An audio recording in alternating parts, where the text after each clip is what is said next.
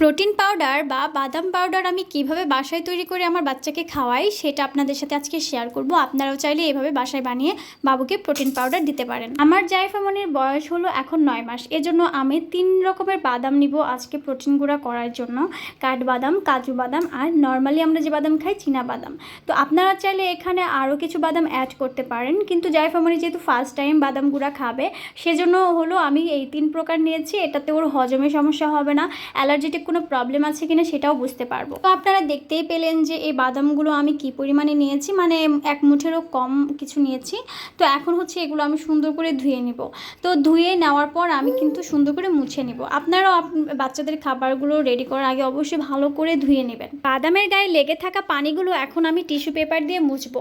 একদম ঝরঝরে বাদামগুলো হওয়ার জন্য কিন্তু আপনাকে এই প্রসেসগুলো মানতে হবে।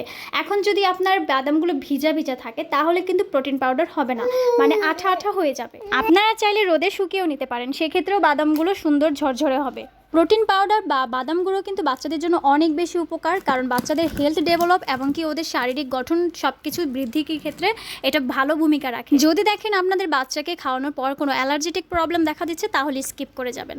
তো যাই হোক, এখন হচ্ছে বাদামগুলো আমি সুন্দর করে কড়াইয়ে ভালোভাবে ভেজে নিব, একটু টেলে নিব আর কি। ভাজার কারণে বাদামগুলো একদম মুচমুচে হবে আর ঝরঝরে হবে, এতে অনেক দিন সংরক্ষণ করে খাওয়ানো যাবে। আমি যেহেতু অল্প পরিমাণে করেছি, এটা হচ্ছে আপনার 5 থেকে 6 দিনের মতো যাবে। তারপর আমি আবার ওর জন্য তৈরি করে রাখবো। আপনারা চাইলে একটু বেশি পরিমাণে করে সুন্দর একটা এয়ারটাইট বক্সে রেখে দিবেন, অনেক দিন বাবুকে খাওয়াতে পারবেন। সুজির সাথে ওটসের সাথে আপনারা সুন্দরভাবে বাদামগুলো মিক্স করে খাওয়াতে পারবেন। এটা একদমই ইজি প্রসেসে বানানো যায়। ততক্ষণ পর্যন্ত এটা ভাজতে হবে যতক্ষণ না একদম মুচমুচে হয়, একদম পোড়ানো যাবে না, মিডিয়াম আঁচে ভাজতে হবে। সুন্দর লাল লাল একটা কালার চলে আসবে, তখনই বুঝতে পারবেন যে এগুলো কমপ্লিট হয়েছে। তো আমি এটা সুন্দরভাবে ভেজে নিচ্ছি, একদমই মুচমুচে করে, একদম পোড়াও যাবে না আবার একদম কাঁচাও থাকবে না সেইভাবে। ভিডিওর মাঝখানে একটা কথা বলে রাখি, বেবিদের অরিজিনাল প্রোডাক্ট পেতে কিন্তু আমাদের পেজে চোখ রাখতে হবে। আমাদের বেবি ফিডিং চেয়ার থেকে শুরু করে ফিডিং সেট, কম্বো সেট, বেবিদের সব ধরনের আইটেম পাওয়া যায়।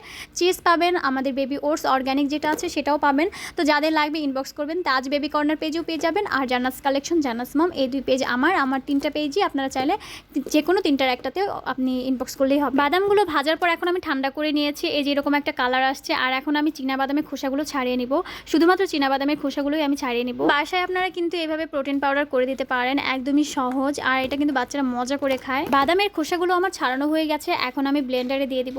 সবগুলো একসাথে দিব, যেহেতু আমি অল্প পরিমাণেই করেছি তো বেশি একটা টাইম লাগবে না। তো কষ্ট করে আপনাদের জন্য ভিডিও মেকিং করছি, আপনারা একটা লাইক অথবা কমেন্টও করতেই পারেন আর শেয়ার করে রাখতে পারেন টাইম লাইনে, যেন ভিডিওটা দেখে আপনারা সহজে বানিয়ে নিতে পারেন প্রোটিন পাউডার। তো এই যে আমার প্রোটিন পাউডার রেডি, আর এটা একদম ফাইনাল লুক। দেখেন কতটা ঝরঝরে হয়েছে, আমি হাত দিয়ে এভাবে দেখাচ্ছি। আপনারা কিন্তু ব্লেন্ড করার পরে ছেঁকে নেবেন। ছেঁকে নেওয়ার কারণ হচ্ছে ভেতরে ছোট ছোট দানা থাকতে পারে বাদামের, যেটা বাবুদের গলায় আটকে যেতে পারে। তো ছেঁকে নিলে কি বা যে দানাগুলো থেকে যায় সেগুলো হলো সুন্দরভাবে আলাদা হয়ে যায়। তো এই যে আমার ঝরঝরে করে এটা ছেঁকে নিয়েছি, আর এখন শুধু আমি একটা বক্সে রেখে দিব আর জাইফামনিকে খাওয়াবো। তো ভিডিওটি কেমন লেগেছে অবশ্যই কমেন্টে জানাবে। ভালো থাকো।